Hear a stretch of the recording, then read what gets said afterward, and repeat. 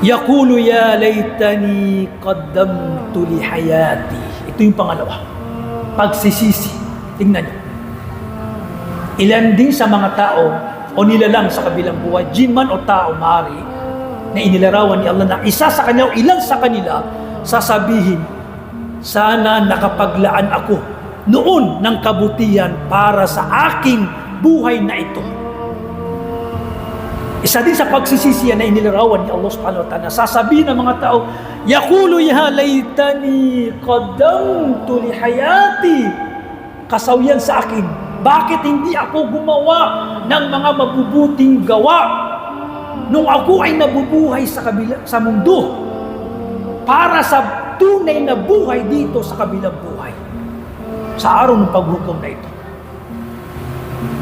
Pagsisisi dahil ang mga tao na iyon, makikita nila yung kabilang buhay na mga anghel, may daladalang mga kaparusahan. Subhanallah, nakakakilabot, nakakatakot na mga mangyayari, mga tagpo sa kabilang buhay. Doon na lahat ng mga taong sinayang nila yung kanilang mga buhay ay magsisisi sila ng higit na pagsisisi. Itong kasabihan na ito, kailan daw ito sasabihin, mga kapatid? Sabi ni Allah subhanahu wa ta'ala, waja'a yawma idhin bi jahannam.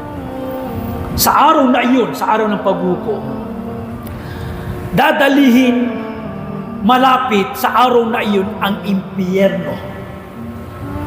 Dadalihin ng mga anghel. Makikita natin lahat. Ilmul ghaib, lingid na kaalaman. Hindi natin alam yung tunay na kaparaanan, pero sinabi ni Allah na ilalapit sa atin ang apoy, impyerno, naglalagablab na impyerno apoy. Yawma idhi yatadhakkaru al-insanu wa anna lahu dhikra. Sa araw na iyon,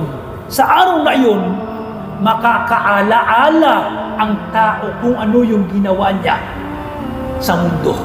Kasi nakita na niya yung kaparusahan, yung impyerno. Bawat isa alam na niya sa kanyang sarili kung ano yung ginawa niya sa mundo, mabuti ba o masama.